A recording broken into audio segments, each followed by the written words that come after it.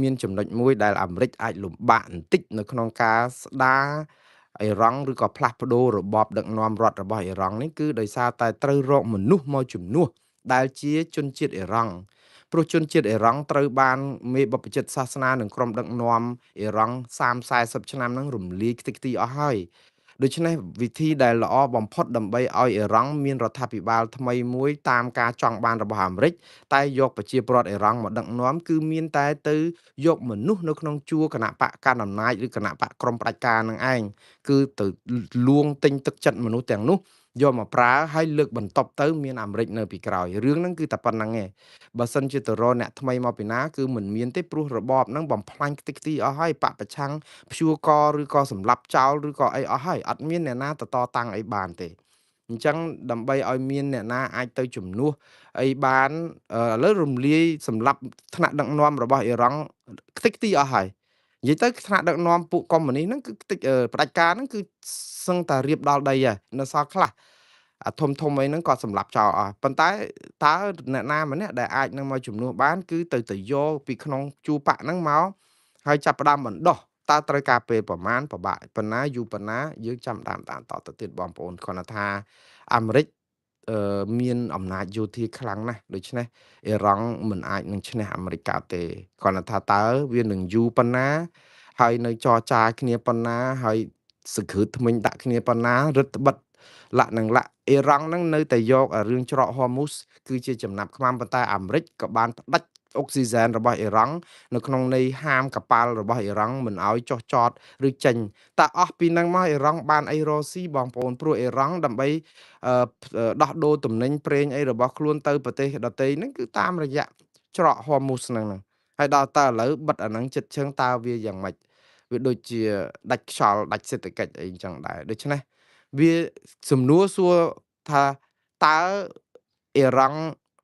មិនមែនប្រសិនបើអ៊ីរ៉ង់អាចនឹងរលាយឬក៏ត្រូវតែទុនជើងលើកទង់ជ័យសអត់មានសួរប្រសិនបើទេគឺសួរម្កាល់គឺនៅពេលវេលាទេតើពេលណាអ៊ីរ៉ង់នៅស៊ូបានយូរប៉ុណ្ណាតែប៉ុណ្្នឹងឯងព្រោះអាមេរិកនៅខ្ទប់គ្រប់កន្លែងអស់ហើយដូច្នេះវាហាក់បីដូចជាកញ្ជ្រោងនិងឆ្កែចចកឆ្កែព្រៃកំពុងតែនៅក្នុងរូងភ្នំដែលឃើញក្តាន់ឃើញអីនៅលាក់ខ្លួននៅក្នុងហ្នឹងដូច្នេះតើមានស្បៀងអាហារនៅក្នុងរូងហ្នឹងបានយូរប៉ុណ្ណាអ្នកនៅក្រៅនេះនៅអាចរកអាហាររកអីបាននៅអង្គុយចាំយាមដូរវេនគ្នាតើយុទ្ធតែខាងក្នុងរូងនឹងអាចស៊ូយូរប៉ុណ្ណាយើងចាំមើលតទៅទៀតបើមានស្បៀងអីអាចស៊ីបានមួយអាទិត្យ2អាទិត្យ2អាទិត្យ3អាទិត្យ3អាទិត្យចុងក្រោយគឺត្រូវតែចេញមកទាំងអស់ហ្នឹងវាអត់មានអីទៅរួចខ្លួនទេបាទបងប្អូនខ្ញុំសូមស្លេះការផ្សាយរបស់ខ្ញុំត្រឹមប៉ុណ្ណឹងហើយយើងនឹងជួបគ្នានៅរាត្រីនេះទៀតហើយតាមពេលវេលានឹងម៉ោងដដែលគឺម្ដងទៀតសូមប្រសិទ្ធពរជ័យសិរីសួស្តីជ័យមង្គលវិបុលសុខគ្រប់ប្រការសូមចូលកាប់មានដល់ក្រុមគ្រួសារមហាគ្រួសារខ្មែរយើងនៅគ្រប់ទិសទីនៃទិវាបុណ្យចូលឆ្នាំថ្មីប្រពៃណីជាតិខ្មែរនេះសូមឲ្យបងប្អូនយើងទាំងអស់បានសេចក្តីសុខសប្បាយគ្រប់គ្នាហើយមានជោគជ័យថ្មីនៅក្នុងជីវិតប្រកបរបរទទួលទាននឹងក៏កាក់កបជាពិសេសសូមឲ្យមានសុខភាពល្អហើយបើសុខភាពមិនទាន់ល្អទេខំប្រឹងថែរក្សាការពារសុខភាពហាត់ប្រាណឲ្យបានច្រើនទទួលទានអាហារល្អកាត់បន្ថយគ្រឿងស្រវឹងសូរ៉ាអីហ្នឹងដែលជាគ្រឿងដែលបំផ្លាញថ្លើមបំផ្លាញប្រមាត់របស់យើងហ្នឹងហើយបើសិនជាបងប្អូនមិនទាន់បានធ្វើរឿងមួយនេះទេគឺបង្កើនភាពស្និទ្ធស្នាលជាមួយមិត្តភ័ក្តិនិងក្រុមគ្រួសារឲ្យបានច្រើនព្រោះពេលវេលាលំបាកបែបនេះគឺយើងត្រូវបង្កើនការដូចថាមានចិត្តសប្បុរសចំពោះក្រុមគ្រួសារមិត្តភ័ក្តិបងប្អូនស្រឡាញ់គ្នាឲ្យបានច្រើនជាងមុនព្រោះពេលនេះគឺជាពេលដែលយើងត្រូវស្រឡាញ់គ្នាឲ្យច្រើនជាងមុនយើងសោកសង្រេងយើងឯកោយើងមានបញ្ហាច្រើនណាស់គឺមានតែការគិតគូរគ្នាជួយគ្នាសួរសុខទុក្ខគ្នាផងមិត្តភ័ក្តិទាំងឡាយណាដែលមិនដែលសួរសុខទុក្ខគ្នាសួរមើលតើសុខសប្បាយយ៉ាងណាដែរភ្លេចខ្លួនមួយឆ្នាំទៅបាត់ទៀតហើយអញ្ចឹងកុំភ្លេចសួរគាត់ផងថាតើគាត់សុខទុក្ខយ៉ាងណាឬក៏សួរសុខទុក្ខទៅលេងទៅអីពេលដែលគេថាស្អប់សង្គ្រាមគឺគាត់ជំទាស់អញ្ចឹងបានន័យថាសន្តិភាពដើម្បីសង្គ្រាមដើម្បីសន្តិភាពហើយក្នុងន័យនេះមែនតើលោកត្រាំគឺអញ្ចឹងមែនគាត់ប្រាប់ទៅពិភពលោកថាអ្នកណាក៏ដោយដែលជំទាស់ទៅនឹងការធ្វើសង្គ្រាមជាមួយអ៊ីរ៉ង់គឺជំទាស់សន្តិភាពនឹងឯងព្រោះគាត់សម្ដៅថា មើលមិនឃើញទេថាអ៊ីរ៉ង់កំពុងផលិតបរមាណូហេតុអីបានជាយើងគាំទ្រកាភ្លើងបរមាណូដែលអាចបលាយលោកបានហើយទៅកំទេចបែរទៅជាគិតថាអាហ្នឹងជារឿងខុសច្បាប់លោកត្រាំគាត់សួរឆ្ងល់ចេះទៅវិញប៉ុន្តែយ៉ាងណាបងប្អូនការនេះគឺតតាំងជាមួយបព្វជិតសាសនាមិនសូវជាបានផលអីប៉ុន្មានដែរទេព្រោះអីមេដឹកនាំនៅលើពិភពលោកគឺតែយើងខ្ទាស់ជាមួយមេបព្វជិតសាសនាអីអញ្ចឹងវាធ្វើឲ្យយើងហាក់បីដូចជាថាមិនជឿជំនឿសាសនាតាក់ទងនឹងផ្លូវសុខសន្តិភាពអីចឹងណាប៉ុន្តែលោកត្រាំគាត់មានគំនិតច្បាស់លាស់របស់គាត់មួយគឺគាត់នៅតែតតាំងនឹងអ្នកណាដែលផលិតរបួសបរមាណូដែលមានការគំរាមកំហែងដល់អាមេរិកនិងសម្ព័ន្ធមិត្តនិងពិភពលោកគាត់និយាយតែប៉ុណ្្នឹងឯងសង្គ្រាមធ្វើក៏ត្រូវតែធ្វើដែរឲ្យតែខ្ទេចខ្ទីអាវុធបរមាណូហ្នឹងបើអស់ទៅគាត់លែងធ្វើសង្គ្រាមទៀតនៅក្នុងន័យអញ្ចឹងហើយដល់ពេលគាត់អឺមិនចូលចិត្តមេបព្វជិតសាសនារូបនេះក៏មេបព្វជិតសាសនារូបនេះគាត់ថាគាត់អត់មានខ្លាចអីលោកត្រាំផងគាត់និយាយតាមទ្រឹស្ដីសាសនាដែលចង់បានសន្តិភាពតាមមិនចង់បានសង្គ្រាមទេបើយើងតាមដានតទៅទៀតអញ្ចឹងយើងរឿងនេះគឺទុកឲ្យមានការតតាំងគ្នាអញ្ចឹងទៅហើយអឺគ្រាន់តែថាយើងត្រៀមខ្លួនទៅសង្គ្រាមនៅអ៊ីរ៉ង់នេះក៏អាចនៅបន្តពេលវេលាយូរដែរបងប្អូនរឿងសំខាន់នៅអ៊ីរ៉ង់បាទបងប្អូនព័ត៌មានដំបូងទៅមុននេះគឺយើងឃើញថាថ្ងៃនេះមានកិច្ចប្រជុំធំមួយនៅឯទីក្រុងហាណូយប្រទេសវៀតណាម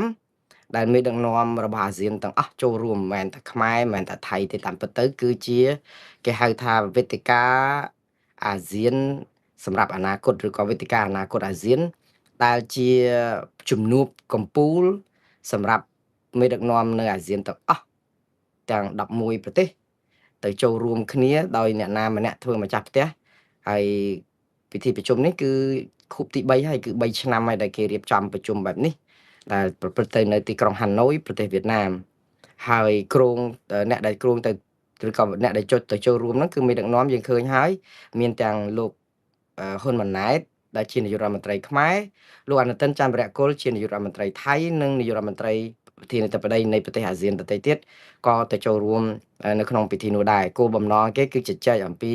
បញ្ហាសន្តិសុខបញ្ហាសេដ្ឋកិច្ចបញ្ហាកិច្ចសហប្រតិការនៅក្នុងតំបន់អីចឹងទៅគ្រាន់តែថាលោកហ៊ុនម៉ាណែតគ្រោងទៅប្រទេសវៀតណាម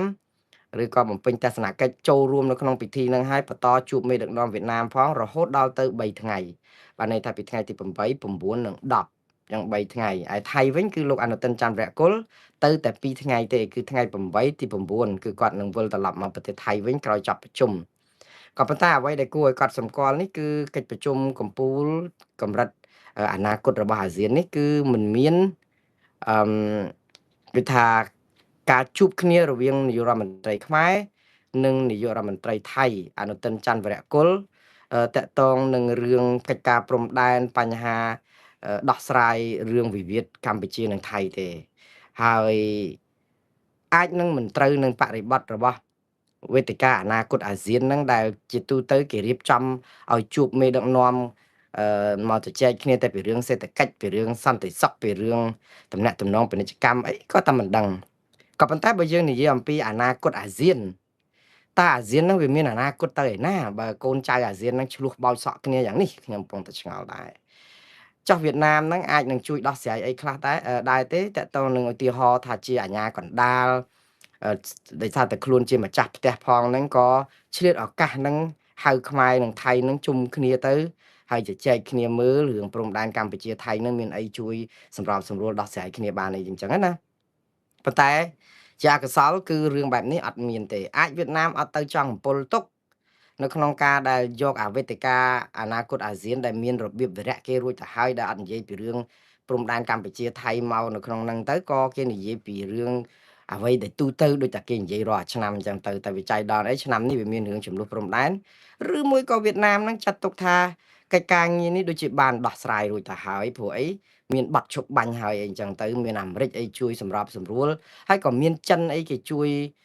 យកបងអីបន្តិចបន្តួចដែរអញ្ចឹងវៀតណាមហ្នឹងក៏មិនចាំបាច់រៀបចំឲ្យមានជំនួបរវាងខ្មែរថៃដោះស្រាយព្រំដែនអីហ្នឹងក៏តែមិនដឹងក៏ប៉ុន្តែបើយើងនិយាយអំពីភាពជាអ្នកភូមិផងរបងជាមួយហើយនៅក្នុងការដែលជួយដោះស្រាយបញ្ហានៅក្នុងគ្រួសារមិនគួរណាប្រទេសវៀតណាម មិនរៀបចំឲ្យមានជំនួបរវាងលោកហ៊ុនម៉ាណែតនិងលោកអនុទិនច័ន្ទវរៈគុលឬក៏យ៉ាងហោចណាស់ក៏បង្ហាញអំពីការចង់ឲ្យភាគីទាំងពីរផ្សះផ្សាគ្នាដោយមធ្យោបាយណាមួយបើមិនលូកលាន់ជ្រៀតជ្រែកនៅក្នុងកិច្ចការផ្ទៃក្នុងរបស់អាស៊ានដែលជាប្រទេសផងគ្នានឹងដែលនៅក្នុងនឹងមានធម្មនុញ្ញអាស៊ានចងភ្ជាប់មិនឲ្យអ្នកណាលូកដៃកកកកាយកិច្ចការផ្ទៃក្នុងរបស់ប្រទេសនីមួយៗគិតតែពីរឿងទំនាក់ទំនងសេដ្ឋកិច្ចល្អសន្តិសុខឆ្លងដែនឆ្លងទ្វីបអីក៏ដោយ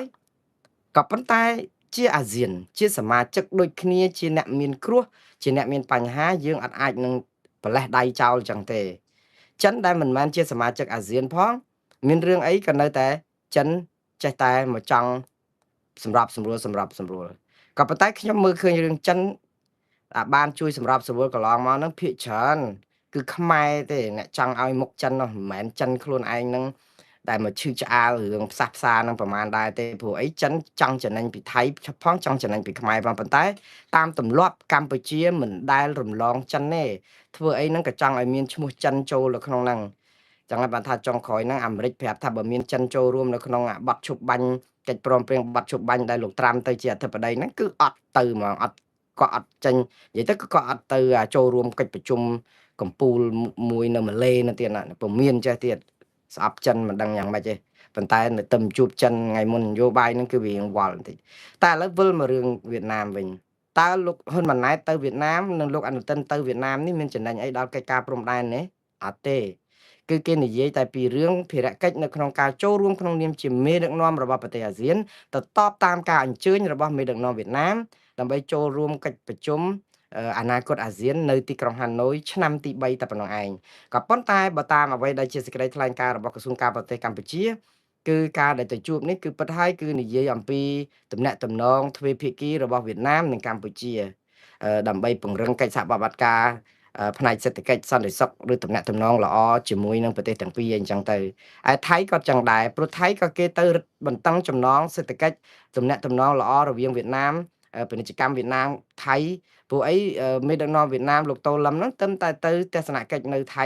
ប្រហែលថ្ងៃមុននឹងឯងឥឡូវនេះលោកអនុទិនច័ន្ទវរៈគុលឆ្លៀតឱកាសនៅក្នុងការដែលតបតាមការអញ្ជើញហ្នឹងក៏មានជំនួបជាមួយនឹងមេដឹកនាំវៀតណាមហ្នឹងដាច់ដោយឡែកដើម្បីនិយាយអំពីការពង្រឹងកិច្ចសហប្រតិបត្តិការរវាងប្រទេសវៀតណាមនិងប្រទេសថៃក្នុងន័យថារឹតបន្តឹងពាណិជ្ជកម្មនិងសេដ្ឋកិច្ចអីចឹងទៅព្រោះអីថៃគ្រោងធ្វើឲ្យទំហំពាណិជ្ជកម្មវៀតណាមថៃហ្នឹងគឺកើនឡើងដល់ទៅជាង$20,000 លានតែទំហំពាណិជ្ជកម្មវៀតណាមហើយនិងខ្មែរក៏មិនតិចដែរព្រោះអីគ្រាន់តែថាយើងវៀតណាមនាំចូលមកខ្មែរច្រើនជាងខ្មែរនាំចេញទៅវៀតណាមនិយាយទៅផលិតផលខ្មែរដែលនាំចេញទៅក្រៅច្រើន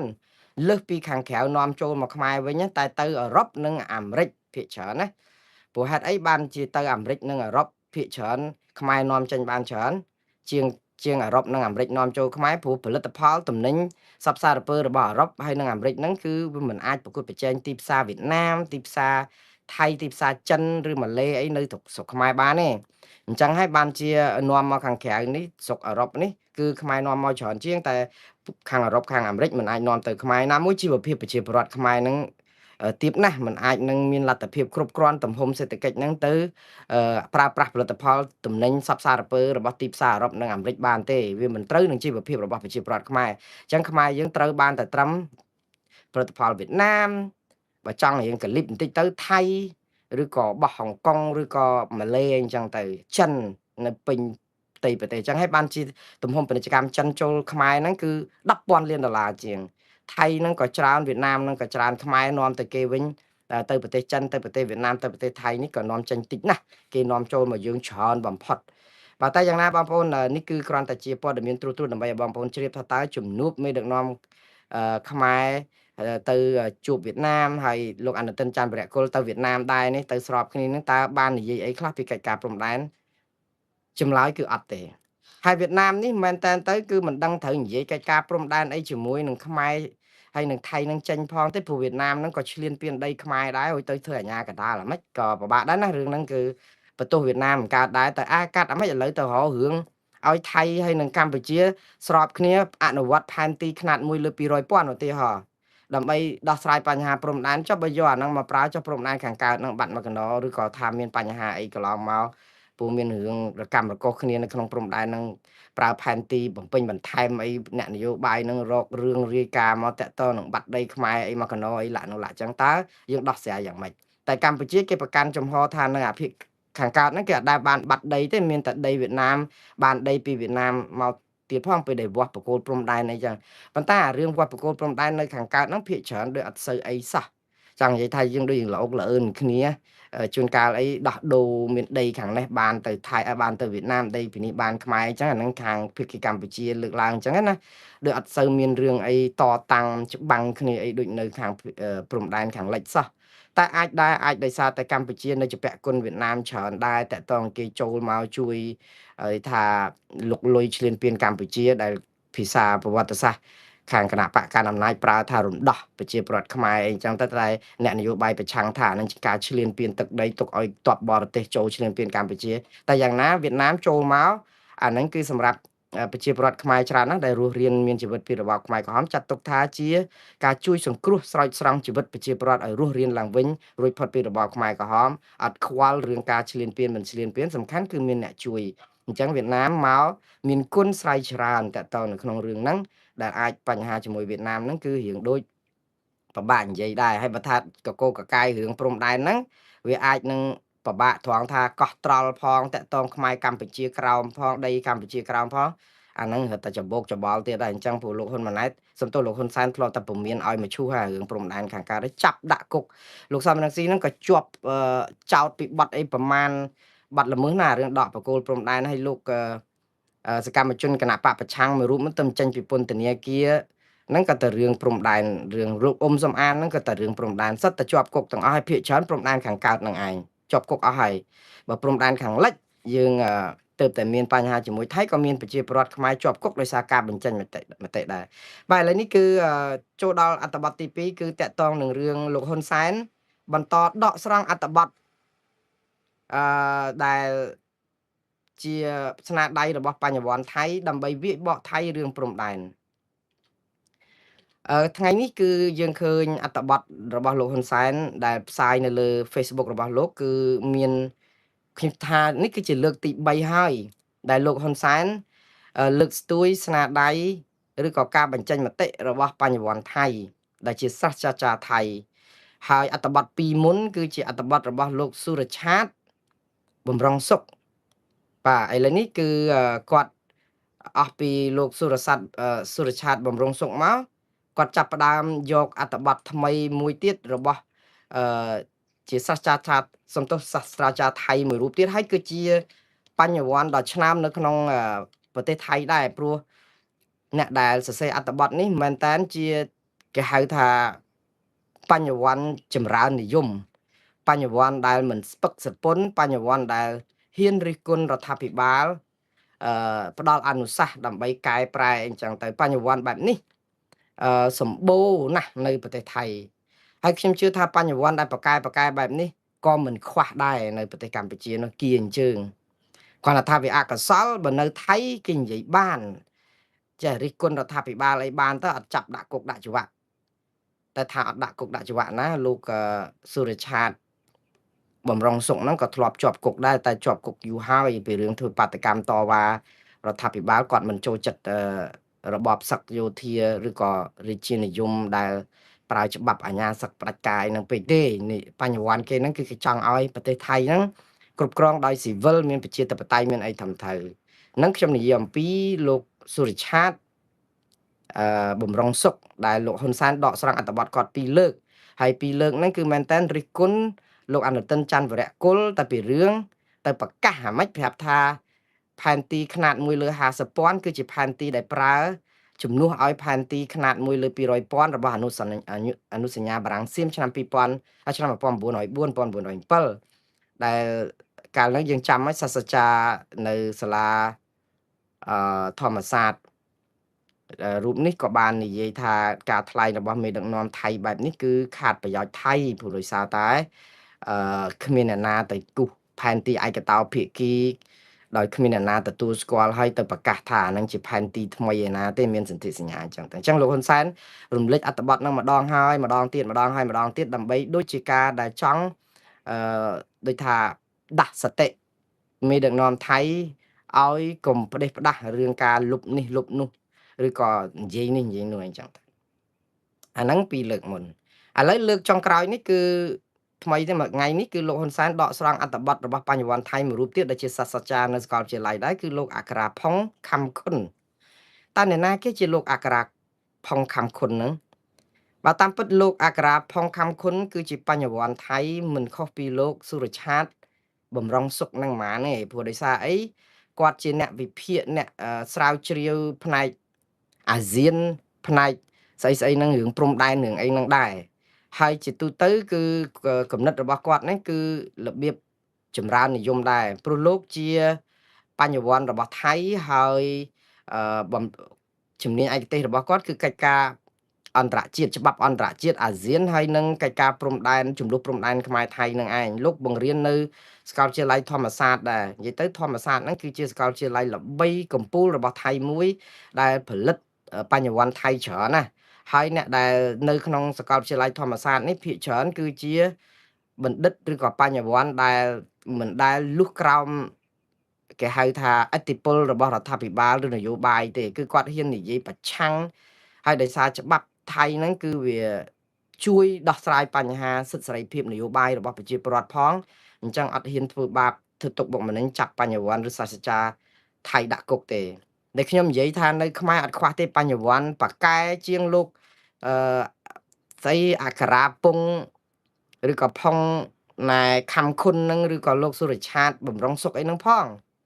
តែវាអកុសលអីគឺនៅស្រុកខ្មែរបញ្ញវន្តបណ្ឌិតសាស្ត្រាចារ្យរបស់យើងហ្នឹងគឺងាប់ក្រោមកតុយក្បិនហ្នឹងហ្មងគឺថាសន្ទុះក្បិននេះក្បិននយោបាយគឺគេគូសផ្លូវឲ្យដើរវាស់ដីឲ្យដើរដូចថាមិនអាចនឹងបញ្ចេញមតិអីសោះព្រោះគាត់អាចបញ្ចេញបានតែត្រឹមមតិសរសើររដ្ឋាភិបាលទេហើយខ្វះអីមន្ត្រីណែនៅស្រុកថៃអីវិញបណ្ឌិតបញ្ញវន្តអីគេសរសើររដ្ឋាភិបាលមានមកកណកដឹកហ្នឹងចាស់ហេតុអីបានជាលោកហ៊ុនសែនអត់ទៅយកបណ្ឌិតបញ្ញវន្តដែលសរសើររដ្ឋាភិបាលថៃយកមកផ្សាយហេតុអីបានទៅជាយកបណ្ឌិតបញ្ញវន្តរបស់ថៃដែលរិះគន់រដ្ឋាភិបាលថៃយកមកផ្សាយរាល់ញឹកញាប់រឿងនេះគឺវាចម្លែកមែនតើចម្លែកផងថាហេតុអីបានជាមេដឹកនាំខ្មែរមិនអោយតម្លៃបញ្ញវន្តខ្មែរខ្វះណាស់ឬទៅបណ្ឌិតយើងមកកណក៏ដឹកគេអញ្ជើញហ្នឹងហេតុអីក៏យើងមិនទទួលលើកស្ទួយតម្លៃគ្នាយើងទៅឬមួយក៏យើងគិតថាបញ្ញវន្តខ្មែរ10មួយយួរឬក៏និយាយទៅវាមិនបានផលអីទេយកទៅនិយាយជាមួយថៃនេះវាអត់មានទម្ងន់ដូចបញ្ញវន្តថៃទេឬក៏យ៉ាងម៉េចក្នុងន័យហ្នឹងគឺយើងកំពុងឲ្យតម្លៃផលិតផលគេបើសិនជាលោកសុរឆាតបំរុងសុខឬក៏លោកអក្សរាផុងខំខុននេះជាអ្នកស្រាវជ្រាវឯករាជ្យនៅអន្តរជាតិណាមួយទៅសាសដតីក្រៅពីថៃហើយគាត់សរសេរព័ត៌មានអន្តរជាតិអីអញ្ចឹងទៅអាហ្នឹងដូចជាសមហេតុសមផលព្រោះអីឥឡូវថៃនិងខ្មែរកំពុងតែឆ្លោះគ្នាហើយនៅពេលដែលឆ្លោះគ្នាយើងកំពុងតែដំឡើងអួតខ្លួនឯងអំពីភាពអស្ចារ្យរបស់ខ្មែរថាយើងប៉ាកែជាងថៃបើថាយើងផលិតទឹកយើងផលិតបាន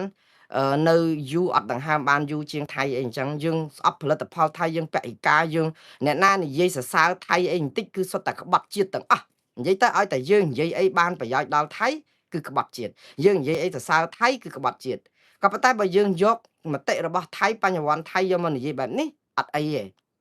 អាចនឹងសមហេតុសមផលដែរព្រោះអីបញ្ញវន្តបណ្ឌិតថៃសាស្ត្រាចារ្យនេះគាត់អត់មាននិយាយអីចំណេញថៃផងគាត់និយាយអំពីការខាតថៃដល់ពេលនិយាយពីការខាតថៃវាបានចំណេញខ្មែរអញ្ចឹងប្រហែលជាគាត់ទៅជាអ្នកស្រឡាញ់ជាតិខ្មែរវិញទៅក្បត់ជាតិថៃអញ្ចឹងបើគាត់ក្បត់ជាតិថៃមតិរបស់គាត់យកមកប្រើបានប្រយោជន៍អ្នកគិតទៅវាដូចជាទៅផ្លូវហ្នឹងវិញក៏ប៉ុន្តែចំពោះយើងមើលទៅឃើញថាវាមិនខុសឆ្គងអីទេដែលលោកហ៊ុនសែនទៅយកមតិបញ្ញវន្តណាក៏បានដែរព្រោះសិទ្ធិសេរីភាពគាត់ចង់យកស្អីក៏បានដែរព្រោះការមតិឬក៏ការយល់ឃើញបើគេសរសេរត្រូវក៏និយាយទៅផ្សាយទៅវាខុសអីគាត់ថាវាខុសក្នុងគាត់ថាវាឆ្គងឬក៏ប្លែកត្រង់ថានិស្សិតបញ្ញវន្តខ្មែរច្រើនមែនតើនេះអាចឆ្លុះបញ្ចាំងមួយជ្រុងដែរអំពីសេរីភាពសារព័ត៌មានហើយនឹងគំនិតបញ្ញវន្តខ្មែរដែលសុញអត់អាចនិយាយអីបានហ៊ានរិះគន់រដ្ឋាភិបាលក្នុងន័យស្ថាបនាអីទាំងអស់ឥឡូវបើសិនជាលោកហ៊ុនសែនយកមតិរបស់ជនជាតិថៃ យកមកនិយាយដែលរិះគន់រដ្ឋាភិបាលថៃរឿងថាបើលុប MOU ក៏ថាមិនត្រូវបើថាផែនទីខ្នាត1លើ 50,000 ក៏ថាមិនត្រូវអីអញ្ចឹងទៅហើយយកយន្តការលុបMOU UNCLOS ហ្នឹងឥឡូវហ្នឹងវាអញ្ញាអញ្ញៃអញ្ចឹងធ្វើឲ្យដូចលោកអក្ខរាពងខំខុននេះគាត់និយាយថាថៃផ្ដេសផ្ដាស់ដូចសម័យអត់អានប្រវត្តិសាស្ត្រអានសភៅអាម៉េចទេចេះតែរនឹកឃើញចង់និយាយគាត់ថាមេដឹកនាំថៃនោះដូចចេះតែរនឹកហើយទៅធ្វើឲ្យថៃនឹងអាប់អោនជាតិសាសន៍ដោយសារគំនិតមេដឹកនាំហ្នឹងធ្វើឲ្យចេះតែទៅលុប MOU ដែលអត់មានរឿងអីដែលគេកំពុងមានបញ្ហាដីគោកណែលោកអក្ខរាពងខំខុនហ្នឹងគាត់និយាយថាយើងកំពុងមានឆ្លោះគ្នារឿងដីគោកអត់ព្រមដោះស្រាយដីគោកឲ្យផុតមករករឿងព្រំដែនទឹកនៅសមុទ្រឯណានោះវិញហើយដល់ពេលអញ្ចឹងគាត់ថាដូចអត់ដោះស្រាយអត់មានត្រូវគោលដៅដូចអញ្ញាអញ្ញៃវល់អីអញ្ចឹងទៅណាលោកមានប្រសាសន៍អញ្ចឹងខ្ញុំថាប្រសាសន៍របស់លោកអក្ខរពងនេះខំខុននេះវាដូចជាមានហេតុផលខ្ញុំធ្លាប់គិតដូចលោកដែរចេះរឿងកំពុងមានព្រំដែនគោកហើយហេតុអីបានទៅនៅរឿងព្រំដែនទៅអារឿងគិតដូចលោកហ្នឹងត្រូវលោកហ៊ុនសែនយកគំនិតរបស់លោកខំខុនហ្នឹងអក្ខរាពងខំខុនហ្នឹងយកមកផ្សាយហ្នឹងគឺចង់ប្រាប់ថៃថាហេតុអីបានជាទៅធ្វើផ្ដេសផ្ដាស់អញ្ចឹងក៏ប៉ុន្តែក្នុងពេលជាមួយគ្នានឹងហេតុអីបានជាកម្ពុជាយើងនឹងទៅធ្វើផ្ដេសផ្ដាស់ទៅតាមអ្វីដែលជាលបែងរបស់ថៃដែលផ្ដេសផ្ដាស់ដែរនេះខ្ញុំកំពុងតែឆ្ងល់ព្រោះគេឲ្យយើងលេងលបែងគេអារឿងព្រំដែនគោកអត់ទាន់ដោះស្រាយចប់ទៅនិយាយរឿងព្រំដែនទឹកលុប MOU ឲ្យកម្ពុជាលោតតាមថៃដែរគឺយើងចាប់ផ្ដើមចេញអាយន្តការផ្សះផ្សាជាកាតព្វកិច្ចឬក៏ដោយបង្ខំអីហ្នឹងដើម្បីឲ្យរុញរឿងហ្នឹងទៅដល់អង្គការសហប្រជាជាតិឬក៏ផុតពីដៃភាគីទ្វេភាគីដែលយើងកំពុងតែចរចាទ្វេភាគីតែតាមពិតជាចេតនាថៃទេនៅក្នុងការឲ្យខ្មែរលេងល្បែងថៃគឺឲ្យយើងលោតទៅអង្គការសហប្រជាជាតិឬលោតផុតឲ្យពីភាគីទាំងពីរទៅបានន័យថាបើយើងលោតផុតយើងក៏អត់ដោះស្រាយបញ្ហាព្រំដែនគោកទ្វេភាគីដែរព្រោះយើងជ្រើសរើសរត់ទៅលើហ្នឹងហើយតែកម្ពុជាចម្លែកមែនព្រំដែនទឹកអត់តន់ឆ្លោះគ្នាសោះគ្រាន់តែថៃប្រកាសលុប MOU ដែលសភាគេអត់ទាន់អនុម័តនៅឡើយសោះនឹងទៅគណៈរដ្ឋមន្ត្រីហ្នឹងយើងលោតពឹបទៅដល់ខាងអង្គការសហប្រជាជាតិទៅដល់ខាងយន្តការផ្ទុយពីទ្វេភាគីឡើងទៅលើបាត់ហើយបើដឹងថាកម្រិតហ្នឹងចរចាចោះគេរុញមកឲ្យទ្វេភាគីព្រោះក្រុមប្រឹក្សាជំនុំជម្រះឬក៏ពិភាក្សាពីរឿង UNCLOS ផ្សះផ្សាដោយបង្ខំហ្នឹងគ្មានថ្មិញខំអីទេគឺគ្រាន់តែផ្សះផ្សាយកទៅជជែកគ្នាពីភាគីតែឥឡូវដល់ពេលថៃឲ្យយើងលោតទៅដល់ហ្នឹងយើងលោតខ្ពស់ដល់ហ្នឹងតែជាមួយគ្នាហ្នឹងយើងចង់ឲ្យផ្សះផ្សារឿងព្រំដែនគោកជាមួយថៃទៅវិញហើយដល់ពេលថៃបានលេះបាត់អូបើយើងនិយាយពីរឿងនេះដល់អន្តរជាតិហើយអញ្ចឹងអារឿងព្រំដែនគោកទុកឲ្យអន្តរជាតិដោះស្រាយប៉ុន្តែនៅពេលដែលទុកឲ្យអន្តរជាតិដោះស្រាយខ្មែរយើងទៅប្តឹងថៃឬក៏លោតទៅដល់អង្គការសហជាតិឬយន្តការអន្តរជាតិតាក់ទងនឹងរឿងចំនួនដែនសមុទ្រដែលអត់ទាន់មានចំនួនតារឿងព្រំដែនគោកដែលកំពុងតែឆ្លោះគ្នាចង់ចរចាទ្វេភាគីដែលអត់បានផលហាច់បាយទៅជាអត់ដឹងទៅតុលាការយុត្តិធម៌អន្តរជាតិព្រមទាំងអន្តរជាតិបើបងប្អូនមិនកញ្ញាញ់ខួរក៏មិនដឹងជាទៅរឿងអីដែររឿងហ្នឹងយើងចង់បបួលថៃឡើងអង្គការសហប្រជាជាតិឡើងតុលាការអន្តរជាតិតាក់ទងរឿងព្រំដែនសមុទ្រដែលអត់ទាន់ឆ្លោះគ្នាតែព្រំដែនគោកដែលគេយកអស់62កន្លែងយើងអត់ប្តឹងទៅតុលាការព្រំដែនអន្តរជាតិអត់ទៅប្តឹងទៅតុលាការយុត្តិធម៌អន្តរជាតិហើយទៅវាច្បុកច្បល់បែបនេះតែមិនអីទេរឿងនយោបាយលោកហ៊ុនសែនអាចចង់ដាក់សម្ពាធថៃដែរចង់ដាក់សម្ពាធថៃនេះក្នុងន័យដែលខ្ញុំនិយាយថាយកស្លឹកចេកខ្ចប់ចេកហ្នឹងគឺយកបញ្ញវន្តថៃដើម្បីបំបាក់ស្មារតីផ្ទៃក្នុងប្រទេសថៃទៀតហើយព្រោះស្ទីលរបស់លោកហ៊ុនសែនគាត់ធ្វើតែអញ្ចឹងទេពេលដែលមានបញ្ហាអីក្នុងរឿងថៃយកអាខ្សែអាត់សម្លេងរបស់អ្នកស្រីបថងឋានអីយកទៅបរហោះទៅដើម្បីឲ្យគេទម្លាក់អ្នកស្រីបថងឋានកកកាយនយោបាយថៃឲ្យអញ្ញៃទៅដើម្បីឲ្យថៃខ្សោយចឹងចំនួនព្រំដែនតែថៃខ្សោយគឺខ្មែរខ្លាំងដោយសារតែយើងកកកាយផ្ទៃក្នុងនយោបាយគេហើយដល់ពេលអនុទិនច័ន្ទវរៈគុលណាលោកថាក់ស៊ីនមានរឿងអីគេកំពុងដោះស្រាយជាប់គុកជាប់ច្បាក់អីរឿងជាប់គុកអត់ព្រមដេកគុកបែរទៅជាសម្រាប់នៅមន្ទីរពេទ្យអីទៅធ្វើពុតជាឈឺអាផ្លោះតាងគេនឹងជជែកគ្នាឡើងបែកអូហូស្ទឹងគេកំពុងតែបារម្ភខ្លាចលោកថាក់ស៊ីនហ្នឹងក្រុមការពារក្តីគាត់ខ្លាចគេរកផ្លោះតាងអីឃើញដាក់បន្ទុកថាត្រូវតែឲ្យជាប់គុកលោកហ៊ុនសែនទៅប្រាប់ថាលោកថាក់ស៊ីនហ្នឹងធ្វើពុតទេពេលគាត់ទៅជួបនៅបាងកកហ្នឹងគឺឲ្យជាប់គុកតតែបានហើយដល់ពេលយើងលូកដៃនៅក្នុងកិច្ចការផ្ទៃក្នុងយើងចង់ធ្វើឲ្យគេទន់ដើម្បីយើងខ្លាំងប៉ុន្តែអាគេធ្វើទន់យើងខ្លាំងវាទៅជាកំបិតចិត្តដងឯងទៅវិញថៃទៅពង្រឹងផ្ទៃក្នុងគេមកវិបកខ្មែរយើងវិញសងសឹក ដោយថាសត្រូវរួមរបស់គេឆ្លោះគ្នានយោបាយតែគេចាត់ទុកថាខ្មែរជាសត្រូវរួមកកកកាយផ្ទៃក្នុងរបស់ថៃគឺគេព្រួតគ្នាវាយយើងយកហ្មងបើទោះបីជាក៏អត់ត្រូវគ្នាផ្នែកនយោបាយគេវាយរហូតដល់ជាតិនិយមហ្នឹងឡើងអនុទិនច័ន្ទវរៈគុលទៅជានាយករដ្ឋមន្ត្រីដោយសារតែគេចង់ពង្រឹងសាមគ្គីមិនចង់ឲ្យខ្មែរយើងបំបាក់ស្មារតីផ្ទៃក្នុងឥឡូវយើងយកស្ទីលហ្នឹងមកទៀតយើងយកថៃយកទៅវាយថៃទៀតហើយចាំមើលថៃនេះតែយើងយកបញ្ញវន្តគេមកហ្នឹងគេកំពុងចាំមើលយើងដែរកាឡាយើងលូតអីទៀតដែរលោកហ៊ុនសែនមានល្បិចអីទៀតលោកហ៊ុនសែនគាត់ប្រកែកខាងយុទ្ធសាស្ត្រហ្នឹងក៏ប៉ុន្តែយុទ្ធសាស្ត្រគាត់បរាជ័យរឿងណែអ្នកស្រីបថងឋានមួយហើយបរាជ័យរឿងលោកថាក់ស៊ីនមួយហើយឥឡូវហ្នឹងក្រុមមន្ត្រីរបស់គាត់បរាជ័យរឿងលោកអនុទិនមួយដែរព្រោះលោកកែវរេមីដែលជាមន្ត្រីប្រធានគណៈកម្មការសិទ្ធិមនុស្សកម្ពុជាហ្នឹងមុននឹងលោកអនុទិនជាប់ឆ្នោតហ្នឹងគឺបបួលប្រជាប្រដ្ឋថៃឲ្យបោះឆ្នោតទម្លាក់លោកអនុទិនតាហើយយើងជាមន្ត្រីរដ្ឋាភិបាលកម្ពុជានៅក្នុងប្រទេសមួយឲ្យតែយើងទៅប្រាប់ប្រជាប្រដ្ឋនៅប្រទេសមួយទៀតឲ្យបោះទម្លាក់តំណែងបេក្ខជននាយករដ្ឋមន្ត្រីគេអញ្ចឹងថៃគេមូលមាត់គ្នាគឺគេថាយើងចង់បំបាច់ផ្ទៃក្នុងគេគឺគេរឹតចំណងសាមគ្គីគ្នាបោះឲ្យលោកអនុទិនអញ្ចឹងទៅវាផ្សំគ្នានឹងលោកអនុទិនយកឱកាសហ្នឹងផងថារឿងព្រំដែនហ្នឹងបើគាត់ជាប់ហ្នឹងគឺគាត់នឹងធ្វើម៉េចគឺទប់យកឲ្យបានអីលាក់នឹងលាក់ទៅដូចទឹកបាក់ទំនប់ឥឡូវយើងប្រើយុទ្ធសាស្ត្រនឹងដដែលហើយយុទ្ធសាស្ត្រនេះគឺវាជាយុទ្ធសាស្ត្របែបចិត្តសាស្ត្រមែនហើយវាអាចបានផលវាអាចបរាជ័យទៀតប៉ុន្តែខ្ញុំជឿថាបរាជ័យច្រើនជាងបានផលបរាជ័យពីររឿងដែលលោកហ៊ុនសែនប្រើទស្សនៈរបស់ថៃវាយបកថៃបន្លាជួបបន្លានេះណាបរាជ័យទី1គឺជាបរាជ័យក្នុងផ្ទៃក្នុងជាតិខ្មែរយើងតែម្ដងព្រោះអីបានជាខ្ញុំនិយាយចឹងគឺយើងបំបាក់គុណតម្លៃបញ្ញវន្តបណ្ឌិតសាស្ត្រាចារ្យខ្មែរអត់មានអ្នកណាមានគំនិតស្អីមួយដែលលោកហ៊ុនសែនអាចយកមកដើម្បីផ្សាយទៅហើយឲ្យសារព័ត៌មានថៃចុះផ្សាយបានទេព្រោះគេអត់ចាប់អារម្មណ៍ដោយសារមន្ត្រីបញ្ញវន្តបណ្ឌិតខ្មែរយើងអត់ឯករាជ្យទេយើងនិយាយត្រជើងរដ្ឋាភិបាលអញ្ចឹងមកយោដូច្នេះគំនិតយើងហ្នឹងគឺវាល្អសម្រាប់ត្រជើងប៉ុន្តែបើនិយាយពីគុណសម្បត្តិនៅក្នុងការយកមកវិភាគបកស្រាយវែកញែកឲ្យចំណេញដល់ជាតិអីវាអត់ទេបើចំណេញដល់រដ្ឋាភិបាលចំណេញដល់បកកណ្ដាលអំណាចមានតែអញ្ចឹងគំនិតបែបហ្នឹងគឺជាគំនិតលំអៀងដល់អញ្ចឹងគេអត់យកមកប្រើទេ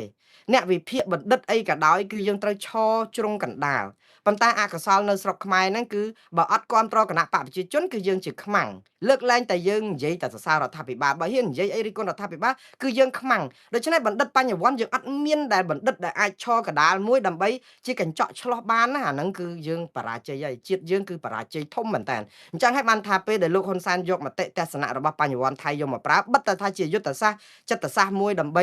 ដាក់សម្ពាធថៃតាមពិតលោកហ៊ុនសែនអាចចង់ដាក់សម្ពាធថៃប្រាប់ថាខ្ញុំអត់ចាំបាច់ប្រើបញ្ញវន្តខ្ញុំអាចបានបាច់ប្រើបញ្ញវន្តអន្តរជាតិឬក៏ណាទេខ្ញុំប្រើស្លឹកចេកណែឯងឲ្យខ្ចប់ចេកណែឯងខ្ញុំប្រើបន្លាណែឯងជួសបន្លាណែឯងគឺប្រើមនុស្សរបស់ណែឯងដើម្បីកម្ចាយផ្ទៃក្នុងណែឯងហើយស្ដាប់ទៅមតិរបស់គ្នាណែឯងតែនិយាយមិនមែនខ្ញុំអ្នកនិយាយថារិះគន់ឆ្កឹះឆ្កៀលជាតិសាសន៍ណែឯងទេបញ្ញវន្តបណ្ឌិតគេសាស្ត្រាចារ្យនៅមហាវិទ្យាល័យធំរបស់ណែឯងហើយនិយាយថាណែឯងធ្វើនឹងផ្ដេសផ្ដាស់ភ្លីភ្លើអញ្ចឹងហេតុអីក៏ណែឯងមិនស្ដាប់ក៏ប៉ុន្តែរឿងដែលអត់បានរឿងចិត្តសាស្ត្រនេះគឺវារកម្មចិត្តជនជាតិថៃមួយចំនួនហើយថាលោកហ៊ុនសែនអាចនិយាយត្រូវចឹងហើយចុះហេតុអីបានជាយើងមើលបញ្ញវន្តបណ្ឌិតថៃគេនិយាយចឹងហេតុអីបានជានាយករដ្ឋមន្ត្រីថៃទៅនិយាយផ្ទុយពីហ្នឹងហើយធ្វើផ្ទុយពីហ្នឹងហេតុអីបានជាមនុស្សនៅក្នុងជនជាតិថៃផ្សេងទៀតទៅតាមលោកអនុទិនចាំរៈគុលហេតុអីមិនតាមបណ្ឌិតបញ្ញវន្តវាអាចក្នុងនេះប៉ុន្តែក្នុងពេលជាមួយគ្នាថៃគឺមានជាតិនិយមជ្រុលជនជាតិថៃមានជាតិគំនិតជាតិនិយមជ្រុលហ្នឹងគឺគេកំពុងស្អប់យើងគេកំពុងគុំគួនយើងដល់ពេលឃើញលោកហ៊ុនសែនកំចាយអីសពបែបយ៉ាងហើយប្រើវិធីចិត្តសាស្ត្រអញ្ចឹងគេដឹងថាល្បិចល្បាយនឹងដដែលទៀតថៃគិតថាគំនិតហ្នឹងវាអាចត្រូវដែរក៏ប៉ុន្តែក្នុងពេលជាមួយគ្នាហ្នឹងគេឈរលើភាគីថៃទៀតអញ្ចឹងគេឈរលើចំហនាយករដ្ឋមន្ត្រីអនុទិនច័ន្ទវរៈគុលទៀតដើម្បីឲ្យជាតិគេមូលមាត់ហើយគេនឹងចាត់ទុកថាគំនិតរបស់សាស្ត្រាចារ្យពីររូបនេះជាគំនិតសើរើនិយមឬក៏ផ្ទុយអីមែនបានជាអាវុធសម្រាប់កម្ពុជាយកមកវាយមែនក៏ប៉ុន្តែវាជាតិនិយមជ្រុលថៃនឹងធ្វើឲ្យប្រទេសថៃនេះកាន់តែពួតដៃគ្នារឹងមាំអត់បានផលដល់អ្វីដែលលោកហ៊ុនសែនចង់បានទេអានឹងទី1ទី2គឺបរាជ័យមួយទៀតគឺយើងចង់និយាយថាយើងជជែកគ្នាតាក់ទងនឹងការយកបញ្ញវន្តថៃយកមកផ្សាយយកមកអីនេះគឺយើងចង់ឲ្យថៃដូចថាជាការដាក់សម្ពាធមែនទេឲ្យអនុទិនច័ន្ទវរៈគុលដូរចិត្តឲ្យប្រជាប្រដ្ឋថៃជឿតាមនិស្សិតបញ្ញវន្តទៅឲ្យដូរឲ្យស្ថានភាពហ្នឹងដើម្បីដាក់សម្ពាធមកចរចាកិច្ចការព្រំដែនឲ្យគំលុប MOU 2001ហើយជជែកវាអត់បានផលទេវាអត់បានផលត្រង់ថាកិច្ចការព្រំដែននេះវាផុតកងពន្ធទី3ហើយអស់ហើយ វាអត់មានចង់និយាយថាបើលេង game វិញគេថា game is over វាចប់ហើយវាផុតហើយយើងអត់អាចថយក្រោយវិញបានទៅឲ្យជនជាតិថៃនឹងមកបដូរចិត្តអីមកស្អីណាឲ្យដីមកខ្មែរវិញឬក៏ឈប់ធ្វើព្រោះអនុទិនច័ន្ទវរៈគុលក៏គេស្ទង់អាគំនិតជាតិនិយមជ្រុលរបស់ថៃនឹងដែរអញ្ចឹងមានគំនិតបែបហ្នឹងវាអត់បានប្រយោជន៍អីត្រង់ថាយើងអត់ត្រូវលេងលបែងថៃណាខ្ញុំថាយើងកំពុងលេងលបែងថៃហើយយើងធ្វើឲ្យយើងអន់ខ្លួនហ្នឹងត្រង់ថាហេតុអីបានជាយើងនៅអោបជើងថៃហេតុអីបានយើងមានអាត់ប៊ិចលេងហេតុអីបានជាយើងរើសយក2គ្រាប់3គ្រាប់មកលេងបើលេងបៀកាទេយើងលេងមិនឈ្នះគេទេហេតុអីក៏យើងមិនយកយន្តការអន្តរជាតិដែលយើងគិតថាចង់បាននឹងតុលាការយុត្តិធម៌អន្តរជាតិតុលាការព្រហ្មទណ្ឌអន្តរជាតិហេតុអីយើងមិនប្តឹង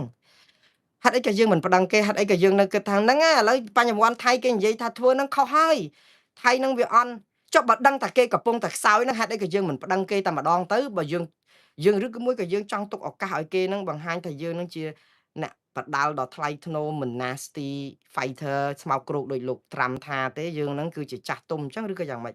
ម៉ោងនេះហើយយើងអត់ត្រូវការភាពជាចាស់ទុំភាពលោកលឿនអីប្រមាណទៀតទេព្រោះថៃអត់លោកលឿនជាមួយយើងទេគេយកអស់ហើយគេកសាងហេដ្ឋារចនាសម្ព័ន្ធគេធ្វើបេតុងព្រំដែនគេចាក់ត្រង់សេគេដាក់រូបបដិមាគេជួសជុលគេអូយគេធ្វើអីអស់ហើយដូច្នេះយើងអត់ត្រូវការស្អំថៃអីទៀតទេហើយម៉ោងហ្នឹងអត់មានការចរចាទ្វេភាគីអីណាទៀតផងដូច្នេះហេតុអីបានជាយើងទៅស្អំចិត្តថៃអីវែងឆ្ងាយម៉េះខ្ញុំមិនជំទាស់អីនៅក្នុងការយកមតិបញ្ញវន្តថៃអីយកមកប៉ុន្តែប៉ុណ្ណឹងបានហើយបញ្ញវន្តខ្មែរច្រើនណាហើយខ្ញុំលើកទឹកចិត្តឲ្យយកឲ្យបញ្ញវន្តខ្មែរយើងគ្នាមានសិទ្ធិសេរីភាពឲ្យច្រើនទៅកុំចាប់គ្នាដាក់គុកកុំសិតថាគេសិតតែល្ងងទូបណ្ឌិតល្ងងទូអីចឹងទៀតទៅយើងឲ្យគេនិយាយទៅក្រោតគ្រៀតអីមិនពេញចិត្តរដ្ឋាភិបាលអីមែនប៉ុន្តែដូចចឹងដូចលោកសុរឆាតបំរុងសុខហើយនឹងលោកអក្សរាពងខំខុនអីអញ្ចឹងសុទ្ធតែនិយាយទៅមិនមែនពេញចិត្តរដ្ឋាភិបាលប៉ុន្តែមានតម្លៃនៅក្នុងការយកមកត្រេះរិះពិចារណាដែរព្រោះគេជានិស្សិតបញ្ញវន្តមិនមែនទៅនិយាយអាចេកធ្លាក់ទឹកហើយអើតែស្កសរសើរឲ្យស្លាប់អត់ចេះបង្អាប់ឲ្យរស់ឯណាដល់អញ្ចឹងទៅយើងគួរតែបើសិនជាអញ្ចឹងគួរតែយើងរៀនពីបទពិសោធន៍ហ្នឹងលើកកម្ពស់សិទ្ធិសេរីភាពក្នុងការបញ្ចេញមតិនៅស្រុកខ្មែរតែផ្ទុយទៅវិញអាសិទ្ធិសេរីភាពក្នុងការបញ្ចេញមតិហ្នឹងយើងនឹងវាមានច្បាប់ចង្រៃទៀតគឺយើងទៅហាមប្រជាពលរដ្ឋកូនសិស្សនិស្សិតគ្រូបង្រៀនហ្នឹងអត់ឲ្យនិយាយនយោបាយក្នុងថ្នាក់រួមរៀនទេហើយយើងចេញច្បាប់ទៅទៀតគេមានច្បាប់ស្ដីពីការអប់រំហ្នឹងគឺមានមាត្រា31ម្ដង42 52គឺបញ្ចូលពីទោសទណ្ឌបញ្ចូលពីការរឹតបន្តឹងរហូតទាល់តែរដ្ឋមន្ត្រីក្រសួងអប់រំហ្នឹងធ្លាប់តែចោះចេញសេចក្តីប្រកាសថាកុំឲ្យនិយាយរឿងនយោបាយក្នុងថ្នាក់រៀនតើមានស្រុកឯណាដែលគេហាមឃាត់កូនសិស្សមិនឲ្យជជែករឿងនយោបាយពុះពាក្យនយោបាយលោកអស់លោកហ្នឹងគឺតាខ្លាចតែបានប្រយោជន៍គណៈបកប្រឆាំងឯងបើនយោបាយនិយាយតែសើគណៈបកប្រជាជនអត់អីទេនយោបាយលោកហ្នឹងគឺគិតតែមួយឯងគឺតាណាហ៊ានរិះគន់ក្រុមគ្រួសារតកូលហ៊ុនអាហ្នឹងកុំនិយាយឲ្យសោះប៉ុន្តែបើនិយាយរិះគន់គណៈបកប្រឆាំងនិយាយទៅនយោបាយគាត់ហ្នឹងអញ្ចឹងឯងហើយដល់ពេលអញ្ចឹងហាមឃាត់សិស្សហាមអីចឹងរហូតដល់មន្ត្រីនគរបាលមួយក្រុមចោះទៅនិយាយពីរឿងហាមឃាត់សិស្សដែលរៀនត្រៀមទៅកូរ៉េទៅធ្វើការនៅកូរ៉េថាឲ្យគិតតែពីរឿងប្រឹងរៀនទៅរកលុយបានហើយទៅស្រុកកូរ៉េទៅអីចឹងកុំគិតពីរឿងបាក់រឿងអីទុកឲ្យថ្នាក់លើដឹកនាំឥឡូវហ្នឹងឃើញថ្នាក់ដឹកនាំរបស់មន្ត្រីគេហ្នឹងគឺចេញសេចក្តីប្រកាសមកហៅទៅអប់រំមន្ត្រីហ្នឹងថាធ្វើហ្នឹងគឺគេចង់ផ្សព្វផ្សាយមកថា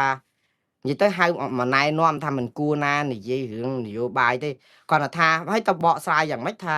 នយោបាយហ្នឹងគឺគាត់សំដៅទៅលើតកតងក្រុមដែលថាធ្វើឲ្យមានបញ្ហាអសន្តិសុខសង្គមអីណាហ្នឹងតែគាត់និយាយទៅនិយាយតកតងហាមនិស្សិតនិយាយនយោបាយហ្នឹងគឺវាមិនត្រូវអីប៉ុន្តែក្នុងន័យហ្នឹងគឺទៅបន្ទោសមន្ត្រីថ្នាក់ក្រោមប៉ុន្តែមន្ត្រីថ្នាក់ក្រោមហ្នឹងគាត់អាចនិយាយកើតចឹងដែរបើអត់មានថ្នាក់លើអ្នកប្រាប់ខ្ញុំពងឆ្ងល់ហើយនៅលើកម្ពុជាហ្នឹងគាត់តែនិយាយតែអញ្ចឹងងើបមួយវាយមួយរឿងសិទ្ធិនយោបាយអញ្ចឹងដល់ពេលមន្ត្រីថ្នាក់ក្រោមប៉ូលីសនគរបាលអីហ្នឹងគាត់ទៅថាតាមតែថ្នាក់លើហ្នឹងហើយដល់ពេលប្រជាពលរដ្ឋរិះគន់ខ្លាំងទៅហៅមកផឹកតែចត់អីបន្តិចទៅប៉ុន្តែរឿងហ្នឹងវាអត់បានប្រសិទ្ធភាពទេព្រោះអីដើមខ្សែនៅលើងើបមួយវាយមួយរឿងចាប់មនុស្សដាក់គុករឿងសិទ្ធិសេរីភាពនយោបាយអញ្ចឹងប្រទេសយើងនៅតែវល់អត់ទៅមុខតកតងនឹងរឿងតកតងនៅរឿងការរំលោភសិទ្ធិរំលោភអីហ្នឹងគឺពិបាកមែនតើហើយខ្ញុំមានព័ត៌មានមួយដែលតកតងនឹងថាបើគ្មានសេរីភាពទូទៅរបស់ប្រជាពលរដ្ឋទេហើយបើគ្មានសេរីភាពសារព័ត៌មានទេគឺគ្មានទេប្រជាធិបតេយ្យតាមពិតឃ្លានេះគឺជាឃ្លាដែលដកស្រង់ចេញពីលោកដែលជា ប្រធានាធិបតីអាមេរិកតាំងពីឆ្នាំ1787 239 ឆ្នាំហើយតែគាត់ចង់និយាយអំពីរបៀបដឹកនាំរដ្ឋាភិបាលគឺគាត់ចង់លើកទឹកចិត្តឲ្យប្រជាពលរដ្ឋថារដ្ឋាភិបាលណាក៏ដោយអាចមានប្រសិទ្ធភាពទៅបានគឺទាល់តែយើងផ្ដល់លទ្ធភាពឲ្យមានសេរីភាពសារព័ត៌មានសេរីភាពប្រជាពលរដ្ឋនឹងពេញលេញកុំធ្វើទុកបុកម្នេញហើយឥឡូវនៅរដ្ឋធម្មនុញ្ញយើងមានចែងទៅទៀតការពារនៅក្នុងមាត្រា30ជាងនៅក្នុងជំពូក3ហ្នឹងនិយាយពីសិទ្ធិកាតព្វកិច្ចតែយើងឲ្យតែមានច្បាប់រដ្ឋធម្មនុញ្ញហើយយើងចែងច្បាប់ទូចក្រមហ្នឹងយកមករដ្ឋបတ်បើថាសេរីភាពសារព័ត៌មានមានច្បាប់ស្ដីពីការគ្រប់គ្រងឬក៏របបសារព័ត៌មានហ្នឹងមករដ្ឋបတ်សេរីភាពព័ត៌មានហ្នឹងដូចថាច្បាប់មានកម្ពុជាហើយវាមានអាច្បាប់ទូចហ្នឹងវាទៅជាធំជាអាច្បាប់កម្ពុជាហ្នឹងវិញទៅអាហ្នឹងចឹងទៅហើយដល់ពេលច្បាប់និយាយពីសេរីភាពប្រជាពលរដ្ឋក្នុងសិទ្ធិនយោបាយយើងចេញពីច្បាប់ស្ដីពីការអប់រំហ្នឹងមករដ្ឋបတ်សិទ្ធិសេរីភាពនយោបាយហ្នឹងឲ្យគ្របច្បាប់រដ្ឋធម្មនុញ្ញតែច្បាប់កម្ពុជាវាគួរកម្ពុជាវាទៅជានៅបាតតារាងវិញទៅវាប្រជះចកៃចឹងសពបែបយ៉ាងហើយទៅបកស្រាយថាច្បាប់ហ្នឹងគឺអាច្បាប់ទូចហ្នឹងគឺមានអានុភាពលើរដ្ឋធម្មនុញ្ញទៅវិញហើយដល់អញ្ចឹងទៅវាច្បោកច្បល់អើយពិបាកមែនតើតែយ៉ាងណាបងប្អូនខ្ញុំឥឡូវនេះគឺខ្ញុំមានពេលវេលាខ្លីប៉ុន្តែចង់តែនិយាយច្រើនអឺអង្គការសង្គមស៊ីវិលនិងសហជីពអំពាវនាវឲ្យមានសកម្មភាពបន្ទាន់ដើម្បីការពារសុវត្ថិភាពកម្មករវិស័យកាត់ដេរនៅកម្ពុជាមានអង្គការសង្គមស៊ីវិលនិងសហជីពប្រមាណជា60អង្គការថ្ងៃនេះចេញសេចក្តីថ្លែងការណ៍រួមតាក់ទងនឹងរឿងដូចថាកម្មករភ្លុកឡានគ្រោះថ្នាក់ចរាចរណ៍ស្លាប់14នាក់នៅស្វាយរៀងហើយនៅកំពង់ឆ្នាំងប្រហែលថ្ងៃមុននោះហើយតែឥឡូវអត់ទាន់មានដំណោះស្រាយអីចឹងទៅក៏ឃើញអង្គការនេះចេញដើម្បីទំពាវនាវបាទគឺឲ្យរដ្ឋាភិបាលនឹងឆ្លើយតបឲ្យរហ័សទាន់ពេលវេលានៅក្នុងការផ្ដល់សេវាព្យាបាលសំណងតាមប្រព័ន្ធវេលាជាតិសន្តិសុខសង្គមបសសអីចឹងទៅព្រោះអីឃើញថាមានការឆ្លើយតបដែរក៏ប៉ុន្តែមិនទាន់គ្រប់គ្រាន់មិនទាន់រហ័សហើយណាមួយឲ្យរដ្ឋាភិបាលហ្នឹងគឺបន្តដោះស្រាយបញ្ហាសុវត្ថិភាពកម្មករដែលជិះឡានប្រជ្រៀតគ្នាដូចដឹកជ្រូកដឹកគោហ្នឹងឲ្យបានឆាប់តាមដែលអាចធ្វើទៅបានបាទនេះខ្ញុំស្លេះព័ត៌មាននេះប៉ុណ្ណឹងបងប្អូនអាចអានព័ត៌មាននេះបន្ថែមនៅក្នុងFacebook របស់ Liga do បាទអង្គការសិទ្ធិមនុស្សនៅមូលដ្ឋានឥឡូវនេះនិយាយពីរឿងអតិថិជនចិនឯណោះវិញតវ៉ានៅមុខទូតចិនម្ដងកាលមុនតវ៉ានៅឯមុខសាខាធនាគារជាតិនៅអាផ្លូវដូចហាណូយឯម្ដង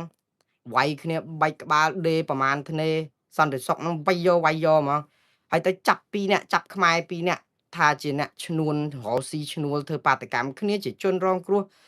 មកតវ៉ាដើម្បីឲ្យដោះស្រាយរឿងហ៊ុយវ៉ាន់ផេនិងហ៊ុយវ៉ាន់ក្រុមហ៊ុនហ៊ុយវ៉ាន់ HP អីហ្នឹងដែលបោកប្រាស់ប្រជាពលរដ្ឋដាក់លុយទៅអត់ឲ្យលុយគ្នាបាននេះឥឡូវមកដល់មកនោះអត់មានដំណោះស្រាយទៀតឲ្យគ្នាទៅរកផ្លូវតុលាការឯណាបើគ្នាត្រូវការលុយអត់មានដោះស្រាយឲ្យគ្នាខ្លះសិនឬក៏យ៉ាងម៉េចឥឡូវតវ៉ាវាយបែកក្បាលបែកក្បួនក៏នៅតែអត់រៀនប្រហែលជា100នាក់ទៅតវ៉ានៅមុខទូតចិនហ្មងហ្នឹងប៉ុន្តែនៅថ្ងៃនេះគឺភាគច្រើនសិតតែជនជាតិចិនឯងខ្មែរយើងប្រហែលជាលែងហ៊ានទៅឯងព្រោះខ្លាចគេចាប់បើជនជាតិចិនអត់ហ៊ានចាប់គេដាក់គុកឯងតែបើជនជាតិចិនវាយឲ្យបែកក្បាលហ្មងប៉ុន្តែជនជាតិខ្មែរចាប់ដាក់គុក2នាក់អត់ទាន់បានដោះលែងហ្នឹងហើយ2នាក់ហ្នឹងគាត់ជាមេការរបស់ក្រុមហ៊ុនសំណង់ចពាក់លុយកម្មករគ្នាអត់បានលុយក្តៅក្រហាយដោយសារតែរឿងដាក់លុយនៅក្នុងអាធនាគារ H1Pay ឬក៏ធនាគារហ៊ុយវ៉ាន់ហ្នឹងក្រុមហ៊ុនហ៊ុយវ៉ាន់ហ្នឹងហើយដល់ពេលមកដល់ឥឡូវអត់បានដោះស្រាយហើយចឹងព័ត៌មានចឹងពុលពិភពលោកមើលមកឃើញប្រព័ន្ធធនាគាររបស់យើងនៅតែមានបញ្ហាយើងដោះស្រាយអត់ស្អាតសោះយើងខំបង្ក្រាបយើងខំបង្អីចុះអត់មានបកកទ្របអីខ្លះទេចាហើយចុះធនាគារហ្នឹងអត់មានដាក់ប្រាក់តម្កល់នៅក្នុងធនាគារជាតិទេចឹងហើយចុះដល់ពេលបិទឆឹងមកអត់បានចែកលុយអីគ្នាសោះហើយចុះក្រែងថាម្នាក់សិនមានប្រាក់តម្កល់ប្រមាណលាននៅអាមេរិកនេះប្រាក់តម្កល់របស់ធនាគារមួយជាន់ហើយប្រាក់តម្កល់របស់ថ្នាក់ជាតិនៅក្នុងការការពារធនាគារពេលខ្សែធនឲ្យបើកលុយឲ្យអតិថិជនហ្នឹងមានមួយជាន់ទៀតគេមិនឲ្យផ្ដេសផ្ដាសប៉ុន្តែយើងនៅអតិថិជនទាញរលុយមកវិញអត់បានគឺបិទឆឹងតែម្ដងសង្ឃឹមថានឹងមានការដោះស្រាយរឿងនេះព្រោះអីជាមុខមាត់របស់ជាតិហើយផ្ដល់ភាពយុត្តិធម៌ដល់អតិថិជនមិនមែនថាជនជាតិចិនជនជាតិខ្មែរអីទេពួកគ្នាជាកម្លាំងញើសឈាមបានពួកគាត់ថាសងលុយដែលជាកម្លាំងញើសឈាមរបស់ពួកគាត់យើងគិតមើលអ្នកគ្នាខ្លះគ្នារកស៊ីសុចរិតទេជនជាតិចិនក៏ដោយក៏គ្នាមានអ្នករកស៊ីសុចរិតដែរដល់ពេលដាក់លុយទៅបាត់អស់អញ្ចឹងយើងគិតមើលទាំងយើងទាំងគេតើមិនខ្មិចបានលុយឯណាមកដោះស្រាយជីវភាពហើយតវ៉ាគេវាយបែកក្បាលហើយចាប់ដាក់គុកទៀតតែឥឡូវនេះនៅទូតចិនហ្នឹងឃើញទៅអត់មានវាយព្រោះអត់មានអង្គើហ ংস ាគាត់អង្គុយគាត់អីកាន់តែបដាអញ្ចឹងទៅបាទឥឡូវព័ត៌មានបន្ទាប់ទៀតគឺចាប់ដែរថ្ងៃនេះក៏មានចាប់ដែរគឺចាប់ពលរដ្ឋ2នាក់ទៀតដាក់ ពន្ធនាគារ6ឆ្នាំពីបទចារកម្មពាក់ព័ន្ធនឹងថតរូបទៅថតរូបស្ពាននឹងអង្គការលីកាដូថាអ្នកពីរនាក់នេះឈ្មោះមុកឌៀបអាយុ33ឆ្នាំនិងមួយទៀតឈ្មោះហ៊ុនហុងអាយុ36ឆ្នាំពលរដ្ឋក្រុងសំរោងខេត្តឧត្តរមានជ័យត្រូវបានផ្តន្ទាទោសដាក់ពន្ធនាគាររយៈពេល6ឆ្នាំកាលពីថ្ងៃទី11ខែឧសភាឯណោះគឺពាក់ព័ន្ធទៅនឹងការទៅថតរូបស្ពានមួយដែលក្រោយមកត្រូវបានយោធាថៃបំផ្ទុះដោយការទម្លាក់គ្រាប់បែកហ្នឹងហើយសាលាដំបងខេត្តសៀមរាបផ្តន្ទាទោសអ្នកទាំងពីរហ្នឹងកាលពីខែមុនហ្នឹងតាមមាត្រាប៉ុណ្ណេះអញ្ចឹងទៅហើយឥឡូវនេះគឺខាងលោកឌៀបនិងលោកហុងបានប្តឹងឧទ្ធរណ៍កាលពីថ្ងៃ28ខែឧសភាហើយអ្នកទាំងពីរកំពុងជាប់ឃុំនៅពន្ធនាគារខេត្តសៀមរាបបាទឥឡូវតាមពិតទៅអាហ្នឹងរឿងសន្តិសុខសង្គមប៉ុន្តែជួនកាលប្រជាពលរដ្ឋគ្នា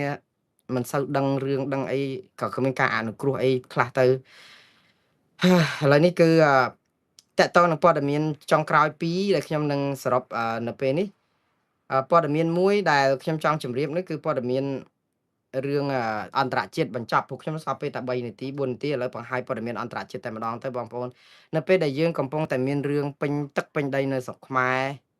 អាស្រុកក្រៅនេះក៏អញ្ញាញ៉ៃចាប់ក្តាមដាក់ទឹកចង្អេរអ៊ីស្រាអែលនិងអ៊ីរ៉ង់បងប្អូនអាមេរិកឆ្លោះគ្នាមួយអ៊ីរ៉ង់ទម្លាក់គ្រាប់អ៊ីរ៉ង់អ៊ីស្រាអែលជួយជាសម្ព័ន្ធមិត្តអ៊ីរ៉ង់វាយបាញ់ទៅអ៊ីស្រាអែលផ្លោងទៅផ្លោងមកទៅដោយគ្រាប់ផ្លោងទៅនឹងលីបង់នោះទៀតព្រោះលីបង់នោះជាកូនជឹងរបស់អ៊ីរ៉ង់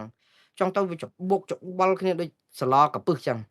ហើយទៅក៏មានបាត់ឈប់បាញ់ជាមួយនឹងអាមេរិកនិងអ៊ីរ៉ង់ហើយក៏មានបាត់ឈប់បាញ់ជាមួយនឹងលីបង់និងអ៊ីស្រាអែល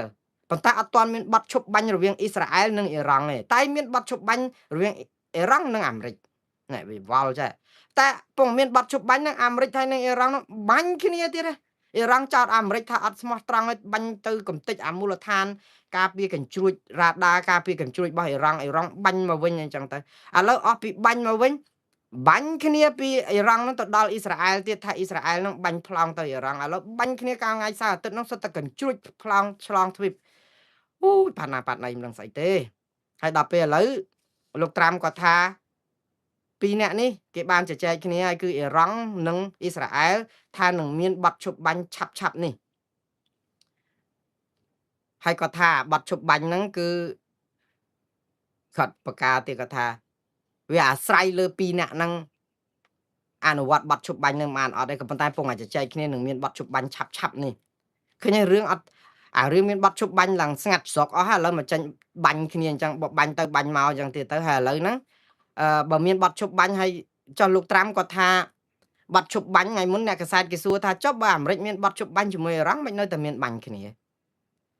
លោកត្រាំគាត់ថាពេលខ្លះបាត់ឈប់បាញ់ក៏នៅតែបាញ់គ្នាអញ្ចឹងដែរតែឥឡូវអ៊ីស្រាអែលបានលេះបដ ாய் ព្រោះអាមេរិកគឺជាសម្ព័ន្ធមិត្តចាក់ទឹកមិនលិចរបស់អ៊ីស្រាអែលវាយពួកលីបង់ឡើងរៀបដល់ពេលអញ្ចឹងមកឆ្លោះគ្នាមួយអ៊ីរ៉ង់មួយសារទៀតបាញ់ចុះបាញ់ឡើងអត់មានបាត់ឈប់បាញ់គេបាញ់គ្នាបានដោយលោកត្រាំថាតែឥឡូវដែលមានបាត់ឈប់បាញ់ហ្នឹងមិនដឹងមានកាយបើមានហ្នឹងតើវាអាចនឹងថេដែរអត់រឿងអាបាត់ឈប់បាញ់ឬមិនបាត់ឈប់បាញ់ហ្នឹងវាអត់សំខាន់ហ្មងទេបងប្អូនតែសំខាន់គឺភាគីទាំងអស់ហ្នឹងអត់មានសុឆន្ទៈផ្នែកនយោបាយក្នុងការបញ្ចប់សង្គ្រាមនៅអ៊ីរ៉ង់ណាហើយខ្ញុំមើលរឿងនេះតកតងរឿងនយោបាយច្រើនជាងព្រោះអាមេរិកអត់មានបញ្ហាអីសោះនៅក្នុងការបង្ក្រាបអ៊ីរ៉ង់ឬក៏ឲ្យបាញ់ឲ្យខ្ទេចអីចឹងណាព្រោះកំតិចចង់ខ្ទេចខ្ទីអស់ហើយហ្នឹងប៉ុន្តែអាមេរិកជាប្រើនយោបាយឆ្មាបលែងកដោអត់ព្រមលេបដោយសារចង់អូសពេលវេលាហ្នឹងឲ្យយូរជិតដល់បោះឆ្នោតព្រោះបោះឆ្នោតពាក់កណ្ដាលអាណត្តិថ្ងៃទី4ខែវិច្ឆិកានៅសល់តែ3 4ខែទៀតហ្នឹងគឺជាការបោះឆ្នោតទម្លាក់ប្រធានាធិបតីអាមេរិកលោក Donald Trump ហ្នឹងដូច្នេះបើឲ្យរឿងនេះវាចាប់លឿនពេកទៅវាអត់ទាន់មានអីជារំភើបចង់និយាយចេះអញ្ចឹងទុកឲ្យអូសជួនកាលដល់ខែវិច្ឆិកាឬក៏ខែតុលាហ្នឹងគឺឲ្យមានរឿងអីក៏ក្រើកមកអ៊ីស្រាអែលក៏ឈប់បាញ់លីបង់ក៏ឈប់បាញ់ហើយឈប់បាញ់មែនតើអ៊ីរ៉ង់ក៏ឈប់បាញ់អីចឹងអាបរម៉ាណូក៏លែងផលិតច្រកហមូសក៏បើកស្អីហ្នឹងនាំគ្នាបាញ់កជ្រួចភ្លើងព្រាតដល់ថ្ងៃបោះឆ្នោតបដ ாய் រឿងនយោបាយហ្នឹងគឺអញ្ចឹងហើយដល់ពេលយើងនឹងវេទនាអាសាំងក៏ឡើងថ្លៃអាបញ្ហា100ចម្ពោះអញ្ចឹងអ្នកណានៅរស់យូរបានអ្នកណាដាច់ខ្យល់ស្លាប់ទៅធ្វើម៉េចព្រោះអាហ្នឹងតម្រៃវាជុលគ្នាវាងាប់តែសម្ោចសង្អាហ្នឹងបងប្អូនខ្ញុំស្លេះត្រឹមប៉ុណ្ណេះខ្ញុំសន្យាមានរឿងតាក់តងនឹងរឿងគ្មានសេរីភាពសារព័ត៌មានគ្មានទេប្រជាធិបតេយ្យដែលនិយាយអំពី ជនជាតិអាមេរិកដែលជាអ្នកផ្សាយព័ត៌មានដ៏ល្បីត្រូវបានសារព័ត៌មានរបស់ខ្លួន CBS ហ្នឹងបណ្ដេញឲ្យលាឈប់ពីនីតិ60កម្មវិធី60នាទីនោះដែលជាអ្នកកាសែតដ៏ល្បីហើយដល់ពេលឈប់ទៅស្រាប់តែលោកត្រាំហ្នឹងមកបញ្ចេញមតិថាសមឈប់ហើយជាអ្នកសារព័ត៌មានដែលក្បត់ប្រយោជន៍ជាតិអីឡាក់នឹងឡាក់តើគាត់នឹងតបយ៉ាងម៉េចហើយក្នុងន័យនេះជាការដាស់តឿនដាស់សតិអារម្មណ៍ដល់មេដឹកនាំកុំឲ្យមាត់អត់គម្របហើយឲ្យយល់ពីវិស័យសារព័ត៌មាននឹងយ៉ាងម៉េចខ្ញុំនឹងផ្សាយនៅយប់ស្អែកបាទបងប្អូនឥឡូវនេះដោយសារដល់ពេលហើយខ្ញុំសូមជម្រាបលាបងប្អូនត្រឹមប៉ុណ្ណេះសិនចុះរាត្រីសួស្តីបងប្អូននៅស្រុកខ្មែរអរុនសួស្តីបងប្អូនទាំងអស់នៅសហរដ្ឋអាមេរិកនិងទីផ្សេងដែលថ្ងៃរះបាទសូមជម្រាបលានិងជួបគ្នាទៀតនៅយប់ស្អែកតាមពេលវេលានិងម៉ោងដដែលបាទសូមអរគុណ